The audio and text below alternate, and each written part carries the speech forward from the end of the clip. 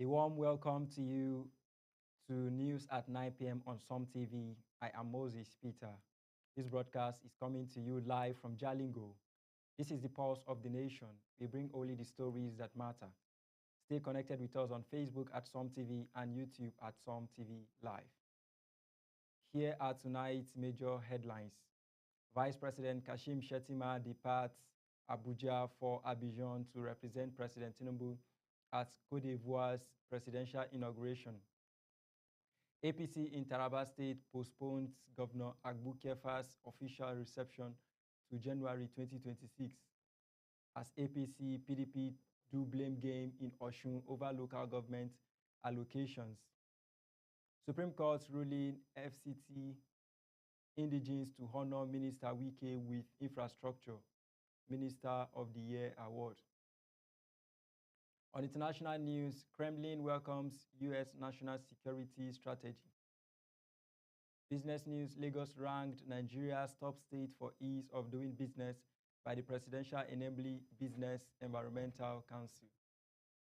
On entertainment news, Akwa Ibom Governor Umo Eno gifts visually impaired singer Chris Vick music studio and support.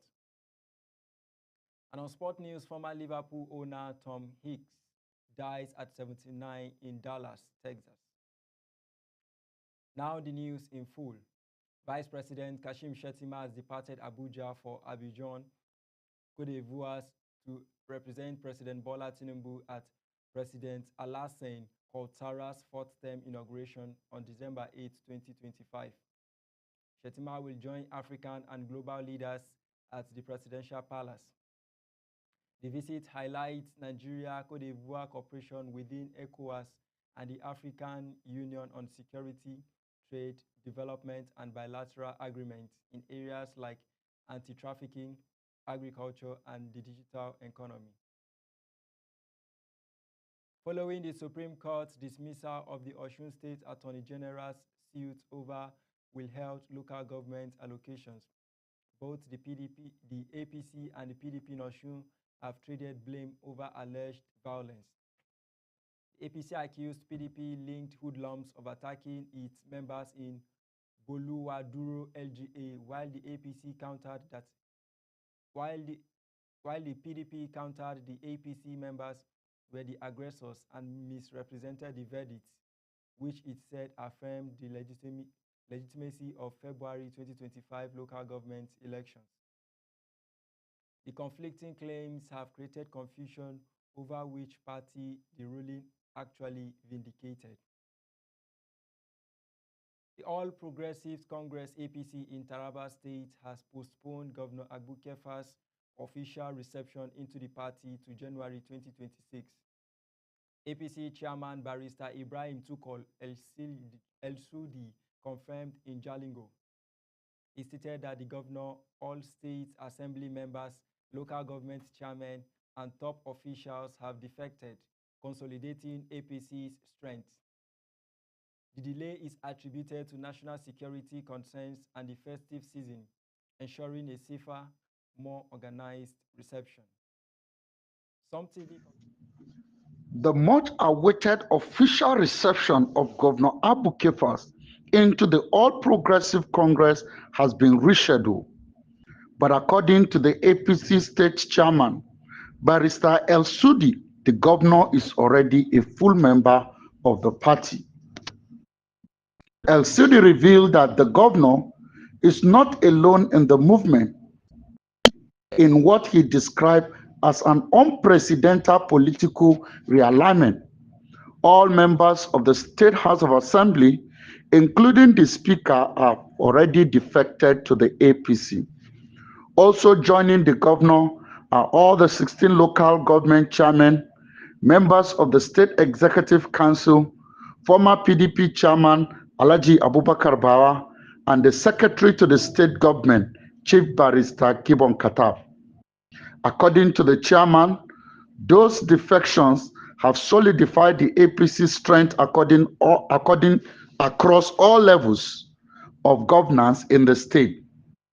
The APC boss explained that the earlier planned ceremony was postponed out of respect for the national security concern following the kidnap of schoolgirls in Kebbi State, which led to a temporary suspension of political celebration nationwide.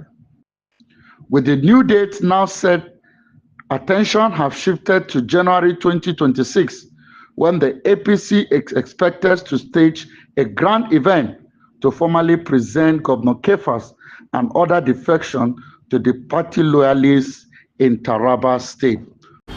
Questions have been asked about the ceremony of receiving the governor of Taraba State back to APC, which was scheduled to have taken place on the 19th and was postponed as a result of the kidnappings that took place in Kebbi.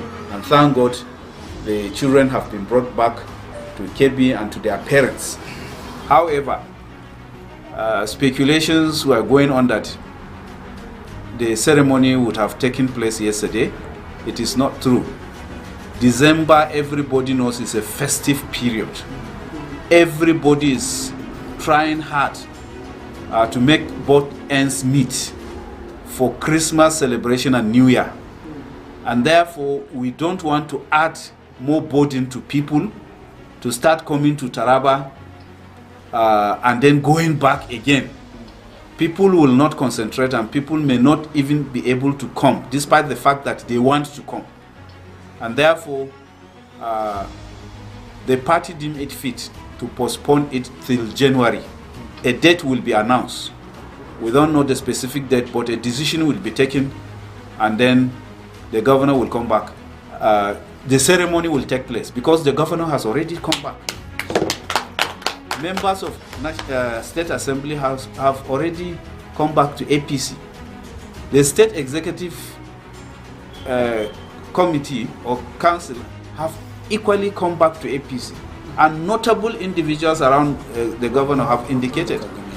Local government chairmen and councillors have all come back, and they are under the leadership of the governor. He has written his letter to his ward, and the ward chairman has accepted him as member of APC. That's the most important thing. All other things are just ceremony. From Jalingo, Olayinka Gabriel reporting for Sun TV. In health reports, health workers in Jalingo received professional crocs and straps through the Renewed Hope initiative coordinated by the Office of the Taraba State Governor's wife. The initiative targets frontline staff from major health facilities to improve comfort, safety, and infection prevention. Jesse Danladi, representing the governor's wife, explained that 10,000 kits are being distributed across the Northeast, aiming to boost morale and enhance healthcare delivery across the region. Some TV correspondents complete the report. The distribution exercise took place at the office of the wife of Taraba State Governor, Mrs. Again Kefas, where frontline health workers gathered to receive new set of professional kits aimed at improving their comfort and safety on duty. The beneficiaries were drawn from major health facilities including Mile 6 Health Clinic, Sabongari Primary Health Care, Army Clinic, Specialist Hospital Jalingo, Federal Medical Center Jalingo, Kona Primary Health Care, Mayokwe Primary Health Care, Turaki Primary Health Care, New Barde Primary Health Care, and Ardokola Primary Health Care, among others. Representing the governor's wife, the protocol officer J.C. Aladi said the exercise is part of the Renew Hope initiative, ongoing distribution of 10,000 professional kits to nurses and midwives across the Northeast region. She added that the initiative is designed to improve the working condition of health workers who serve at the backbone of the healthcare system. Several beneficiaries expressed gratitude to the wife of the president, Senator Oluremi Tinubu, and Taraba State First Lady Agin Abu Kefas. They say the item will make their work more comfortable and reduce exposure to initiative. The Renew Hope initiative says the distribution will continue until all targeted health workers across the Northeast receive their professional kits. From Jalingo, I am Gabriel Olainka reporting for Sun TV. Meanwhile, Adamawa State Governor Amadu Umaru Fintiri pledged stronger collaboration with the Igala Cultural Development Association, Adamawa State chapter, during a historic courtesy visit by executives in Yola. Delegation leaders, including Alhaji Mohammed Sani Umar and ICDA President Alhaji Danlami Yahaya, praised the governor's infrastructural achievements and peaceful governance. Fintiri acknowledged the Igala community's economic contributions and reaffirmed his commitment to ongoing partnership for sustainable development and cultural inclusion. Our correspondent, Ojoma Yusuf, completes the report. Yes, we have seen developments in other states, but Excellency, I don't know where you get where you derive this energy from. I don't know where you derive this innovative spirit from. Sometimes it worries me. I just entered this building now. They were bringing us to this place.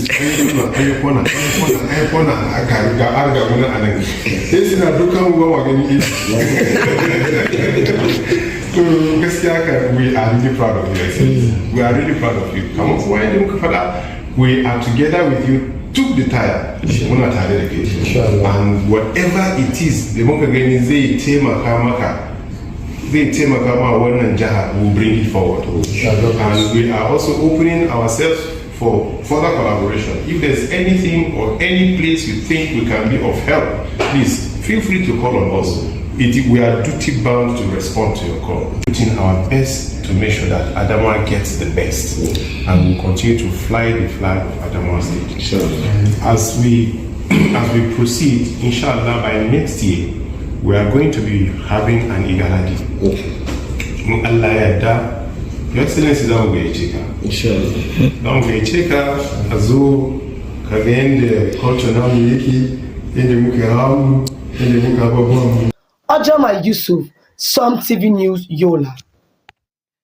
Earlier today, Benin Republic's Interior Minister Alassane Sido confirmed that the army foiled an attempted coup by the Military Committee for Refoundation, which had claimed to remove President Patrice Talon on state television. Authorities swiftly regained control, ensuring the president's safety and maintaining order.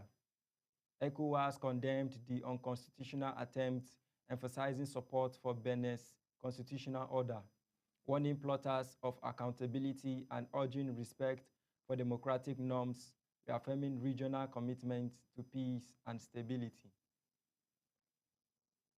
Benin authorities have arrested about a dozen soldiers, including alleged masterminds, after officers briefly appeared on television claiming to dissolve national institutions. Security sources indicated all but one detainee are serving soldiers. The presidency confirmed that Talon is safe and described the plot as a small group with minimal influence.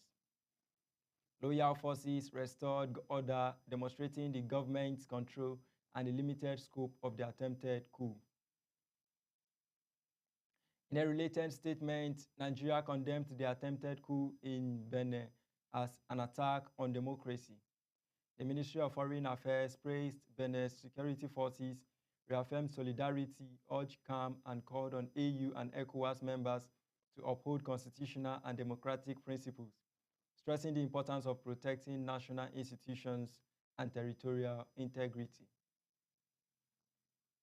Furthermore, ECOWAS condemned the coup, urging respect for Benin's constitution, praising loyalist forces, and signaling readiness to deploy its regional standby force if needed. The bloc stressed its support for the government and people, reinforcing the protection of constitutional and territorial integrity, and warned plotters that they would be held accountable under national and regional laws. In diplomatic news, French President Emmanuel Macron pledged France's solidarity with Nigeria in addressing security challenges, particularly terrorism in the north. Speaking with President Bola Tinubu, Macron affirmed strengthened operational cooperation, support for affected populations, and engagement with international partners to bolster Nigeria's security. The announcement follows recent kidnappings and attacks, highlighting the global importance of coordinated assistance to restore safety and stability in the affected regions. Domestically, the federal government launched 119 learning centers nationwide for Almanjiri learners and out-of-school children under the Accelerated Basic Education Program. These centers provide structured literacy, numeracy, and vocational skills. A new national policy on Almanjiri education ensures funding parity with conventional schools. Community advocacy, state offices, and the Tinubu Legacy Skills Training Institute equip youth with Arabic, English, and practical skills to enhance employability and provide pathways to further education.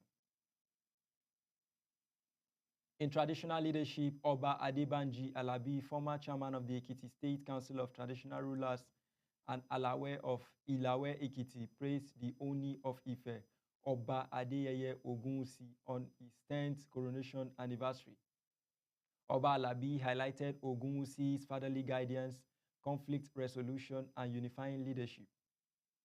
He emphasized the Oni's role in strengthening peace, communication, and collaboration among Ekiti traditional rulers, fostering harmony and cohesion across Yoruba land while resolving long-standing disputes with the state government.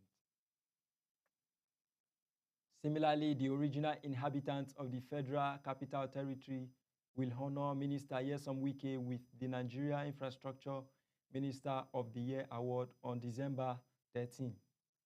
The Karu-Gbagi Development Association cited Wike's extensive infrastructure projects, including road rehabilitation, water supply expansion, and market development. The group commended his collaboration with local leaders and called for greater inclusion of FCT indigents in federal appointments to promote equity, participation, and sustainable development in the capital. Infrastructure improvements continue as Minister of Works David Umahi confirmed that the 750-kilometer Lagos-Calabar Coastal Highway will include relief stations, solar-powered lighting, and CCTV cameras to enhance safety and ensure 10-minute emergency response. Inspecting the Calabar E2 section, Umahi praised engineering standards and President Tinubu's vision.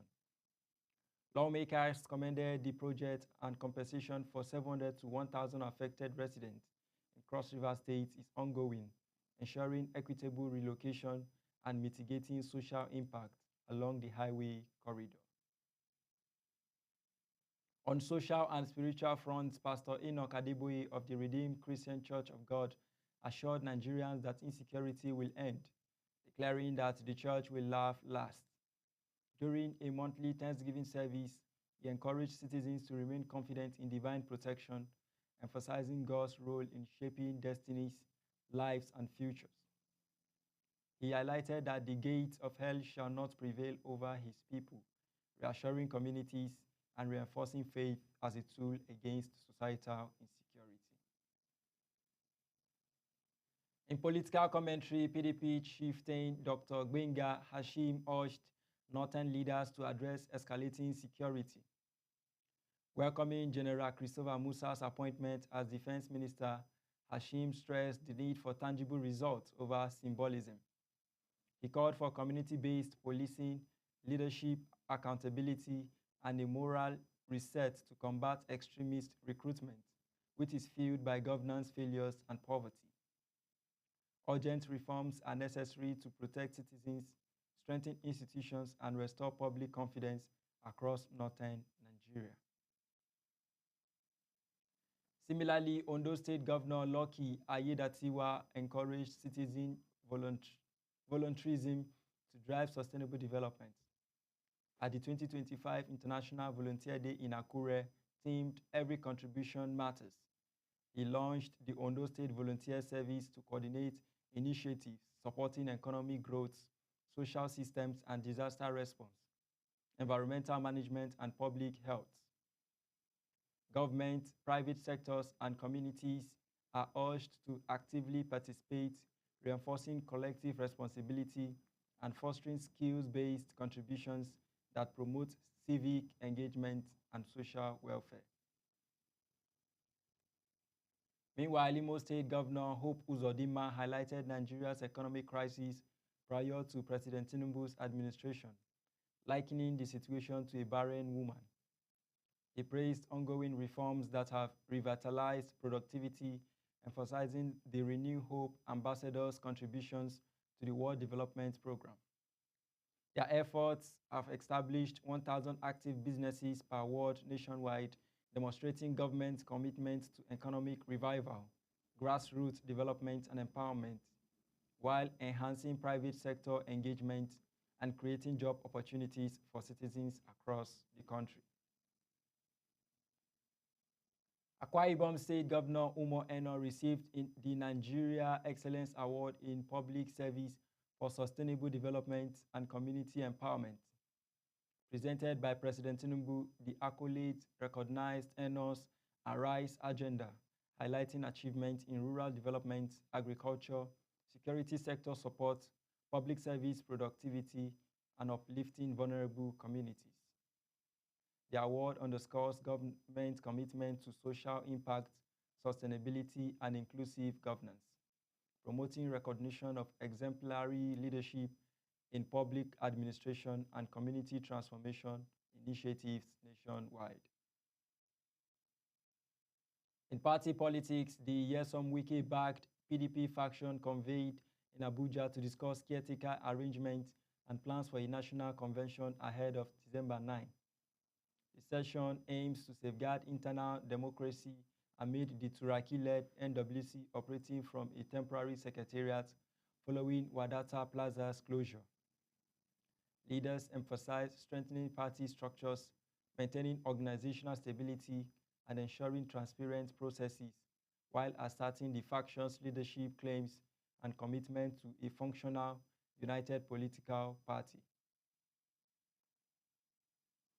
In security matters, 6 members of a vigilante group were arrested after the headless body of 25-year-old Solomon Ikoku was discovered in Amagon, Umuegu, Oboro, Iguano, LGA, Abia State. Ikoku had been adopted during the New Yam Festival on September 27. Residents accused the group of murder while the traditional ruler denied involvement. The State Criminal Investigation Department has assumed control, continuing investigations to ensure justice and restore public confidence in community security. Meanwhile, Edo lawmaker Okaka Eric stated that Natasha Osawaru, wife of singer Two-Face, may be forgiven by the House if she shows genuine remorse over public altercations. Summoned to the Ethics and Privileges Committee, her actions sparked debates about celebrity conduct and public accountability. Observers urged empathy, personal rehabilitation, and conflict resolution, while Natasha has largely remained silent amid calls for understanding, reconciliation, and safeguarding the public image of prominent figures. Rivers State Governor Siminalayi Fubara credited God's grace and President Tinubu's intervention for his return to office after a 6-month suspension. Speaking at Rivers State University's combined 37th and 38th convocation, he pledged to address infrastructural gaps, improve security, and enhance staff and student welfare. Graduates were encouraged to embrace entrepreneurship, while university leadership highlighted achievements, including full accreditation, expanded accommodations, and progress in research and academic standards under Fubara's administration. In religious and economic support, Kebbi State government provided 10 billion naira to secure 1,300 additional seats for the 2026 Hajj. Chairman Alhaji Faruku Aliyu Yaro praised Governor Nasir Idris for meeting the NACON December 5th deadline. Preparations began months earlier, allowing residents across 21 local governments to pay fares. The timely intervention ensures national leadership in planning, coordination, and execution of Hajj arrangements, demonstrating the state's commitment to religious and social welfare nationwide. Ahead of elections, the Women's Situation Room Nigeria urged free, fair, and peaceful 2026-2027 polls, emphasizing women's protection and participation. They inaugurated an early warning and response center to monitor election violence, analyze trends, and provide timely interventions. The initiative includes a toll-free line, district-level research, and collaboration with security agencies, aiming to prevent electoral violence against women, ensure informed citizenry, and strengthen democratic governance across Ekiti and other participating states. Security has been heightened at Sokoto Correctional Center following the transfer of IPOB leader Nnamdi Kanu, sentenced to life for terrorism. Access is restricted to family, lawyers, and select high-profile visitors due to safety concerns. Kanu was moved from Kuje prison following prior breaks, and armed personnel now guard the facility. Igbo Association's visitation requests were denied, and media coverage remains limited to prevent security breaches and maintain institutional order. The federal government disbursed 3.7 billion naira in zero-interest loans to 2,000 academic and non-academic staff across 43 universities, polytechnics, and colleges under the Tertiary Institution Staff Support Fund, managed by the Ministry of Education, TED Fund, and Bank of Industry. The loans cover housing, medical care, transport, small enterprises, and professional development. Officials pledged to address gender imbalance, promising efforts to increase female participation in future loan tranches nationwide. Authorities in Sabon, Birni, Sokoto State denied reports of a mosque attack allegedly killing an imam and worshippers. Council Chairman Ayuba Hashimu and Assembly Member Aminu Boza confirmed the claims are false. A clarification follows other regional security concerns, including the alleged adoption of 6 Ministry of Defense directors and a bandit attack in Alkaleji village, Yabo LGA, which reportedly left 5 dead, including a pregnant woman, emphasizing the need for verified information. Finally, Imo State authorities sealed a hotel and private mortuary in Umuhu, Ngo Okpala, after discovering decomposed and mutilated corpses, raising suspicions of illegal organ harvesting linked to kidnappings. Led by Commissioner of Police Aboki Danjuma, the operation targeted suspect Stanley Morocco Okparaogu, who remains at large. Police assured the public that accomplices will be identified. Maximum security has been deployed along the Owerri-Aba Expressway to safeguard travelers and ensure public safety. We are now taking a quick commercial break. Don't go anywhere. Stay tuned. We'll be back shortly.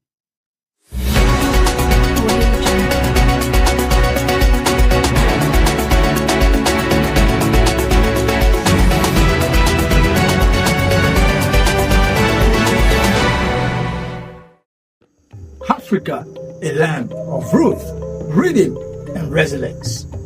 Where every thread of the fabric tells a story, Every beat of the drum echoes heritage. and every voice carries the soul of generation. We are Africa, bold, beautiful, and timeless. At Some TV, we don't just tell African stories. We celebrate it in every color, sound, and tradition. From the past that shaped us. To the future we proudly define. Some TV, Africa, seen, heard, celebrated. Some TV, cause of the nation.